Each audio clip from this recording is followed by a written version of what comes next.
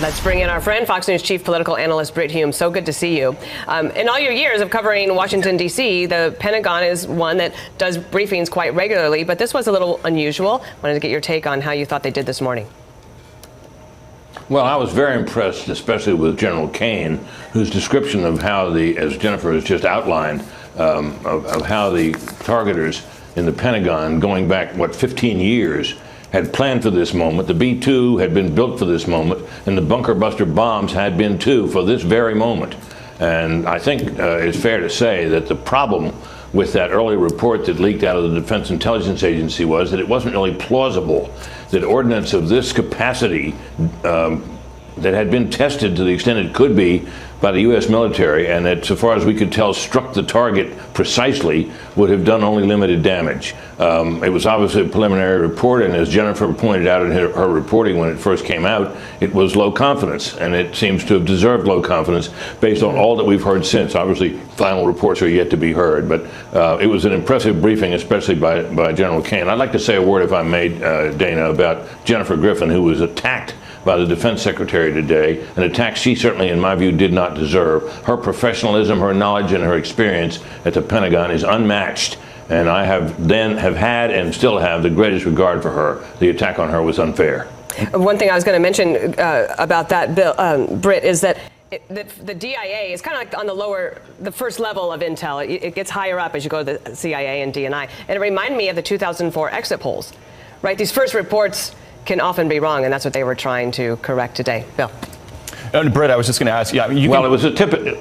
Go ahead, Britt. Go ahead, Bill. I'm sorry. No, please go. No, ahead. I was just going to say that it is typical of the media in our age that any negative report that you can get your hands on in the aftermath of the United States military action is going to be highlighted, played up, and so on, despite the fact that it was early, based on very little and low confidence. And it's disappointing that happens. It continues to happen, but it does. Brett, you can tell the administration is just really irritated about those initial leaks and how they were portrayed in the leaks to the media. The president last night, when he was announcing this press conference, teased it as offering irrefutable proof that these strikes were a success. Do you think they achieved that with this press conference this morning?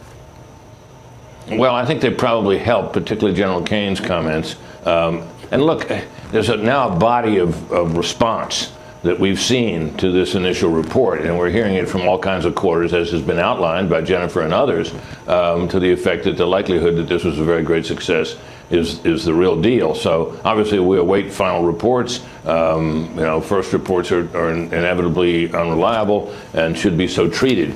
But I think they made some strides today toward straightening out what I think was some misleading reporting. The administration really is focusing on whoever the leaker was. It was classified information. It was leaked to the media. That is not allowed. Todd Blanche was on with Laura last night. Watch. Is the DOJ prepared to charge whoever is responsible, and what could those charges look like?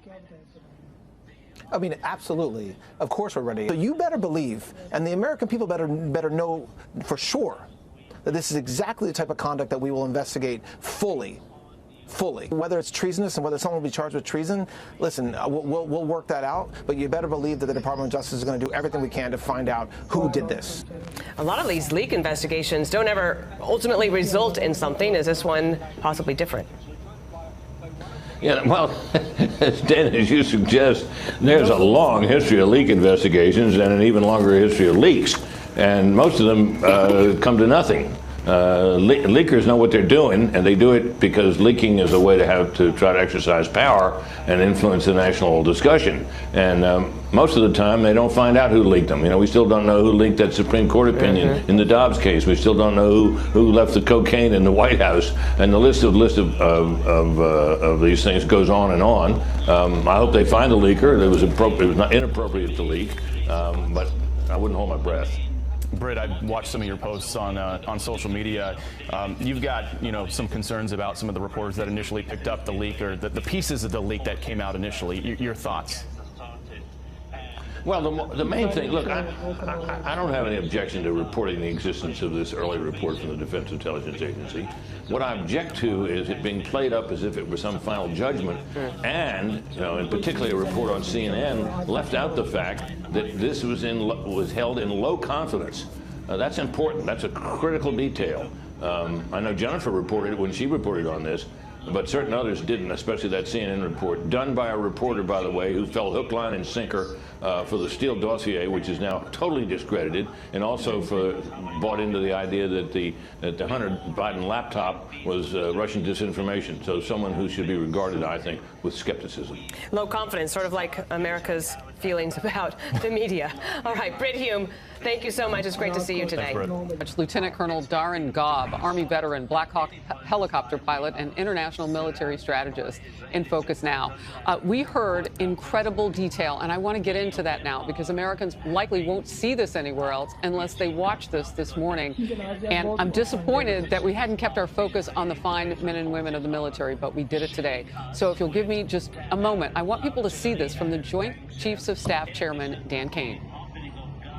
For more than 15 years, this officer and his teammate lived and breathed this single target, Fordo, a critical element of Iran's covert nuclear weapons program. They literally dreamed about this target at night when they slept. They thought about it driving back and forth to work, and they knew from the very first days what this was for. And then, on a day in June of 2025, more than 15 years after they started their life's work, the phone rang and the President of the United States ordered the B-2 force that you've supported to go strike and kill this target.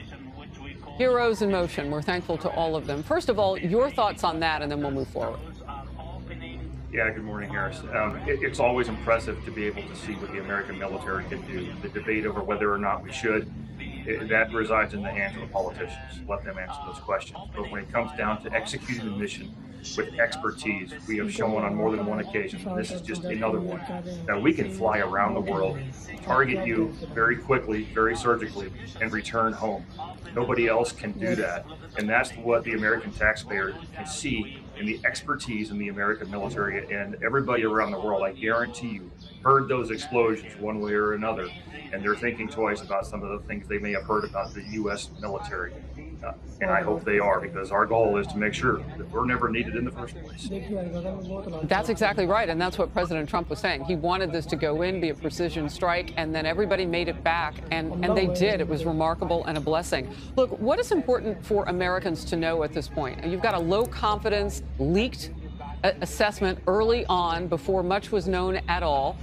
We're still waiting for the actual assessment that will count, if you will, with more people on the ground, scientists, et cetera. What do you think the American public should know at this point about the effectiveness of what our military just pulled off? Well, first of all, Harris, I would say be patient. One of the truisms in the military is that the first report is always wrong. And unfortunately, in this case, that first report came with someone with an agenda behind them to try to show that this didn't work.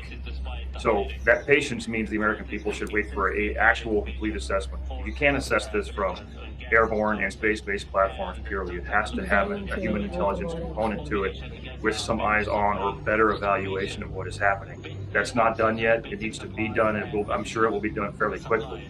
But initial reports that close to the activity, you can never rely on them. And so it's worth being patient and to know when the truth comes out, it will come out.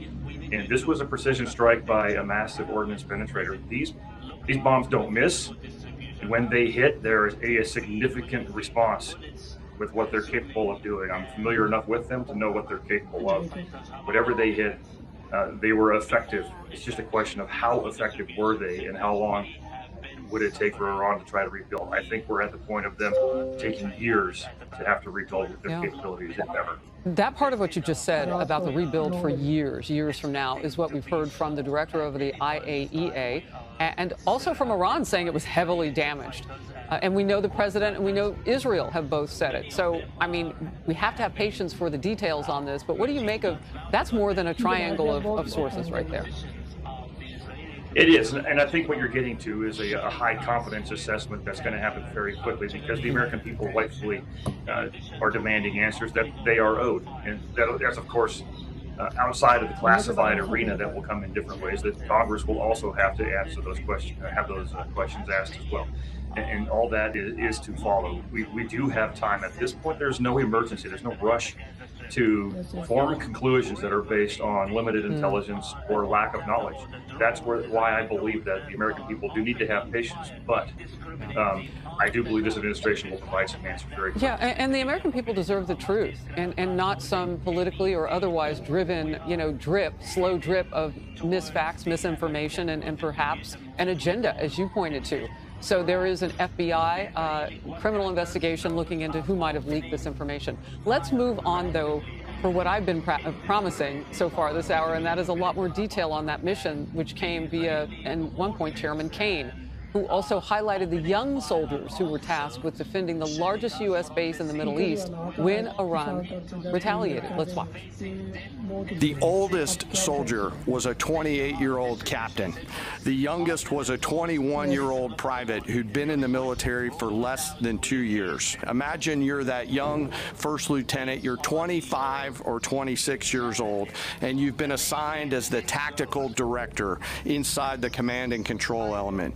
You, at that age, are the sole person responsible to defend this base. As the targets were detected, round after round of Patriot missiles are ejected from their canisters by an initial launch charge. Then the main solid rocket motor ignites. You can feel this in your body if you've ever been around a Patriot taking a shot. And round after round goes out and guides against those missiles coming inbound. We believe that this is the largest single Patriot engagement in U.S. military history. These awesome humans, along with their Qatari brothers and sisters in arms, stood between a salvo of Iranian missiles and the safety of Al Udeid. They are the unsung heroes of the 21st century United States Army. Sir, you have served. You get the last word. These are the kind of people that America grows. And it doesn't matter what age they are. When they're very young, they are capable of doing great deeds, and they will continue to do so. America's lieutenants are non-commissioned officers without whom we would cease to function as a military, are the ones who are capable of these great deeds, and they will continue to do so. This is what makes America's military great. It's not grand statements from podiums by generals, and I love General Kaine, by the way. It's soldiers on the ground, sailors, airmen, Marines, who take the initiative to do what is right when the time is right, no matter what is going on in the halls of D.C. All they know is they have to do the best job they can. This is what they do, and they'll continue to do so. Amen. Colonel Gobb, thank you. Thank you, Harrison. We're going to send it out to Alexandria Hoff live at the White House. Alex, good morning to you. Good morning to Bill. Yeah, this briefing that we had just seen, this was the Pentagon's moment to tell the story of this mission, explain what the weapons used are capable of, and in doing so, counter reports that had drawn into question the effectiveness of this mission. General Kaine explained a little bit more about how all of this went down and the intricacies of Operation Midnight Hammer. Listen. The primary kill mechanism in the mission space was a mix of overpressure and blast, ripping through the open tunnels and destroying critical hardware. The majority of the damage we assessed based on our extensive modeling was a blast layer combined with the impulse extending from the shock. Imagine what this looks like 6 times over. So he says everything worked as planned. All of these weapons performed as they were expected to on an operation that really was 15 years in the making, because as General Kaine explained, there had been somebody, 2 individuals actually in the intelligence community watching Fordo specifically as a site suspected of nuclear enrichment this entire time, and looking what kind of weapon would be needed to destroy this.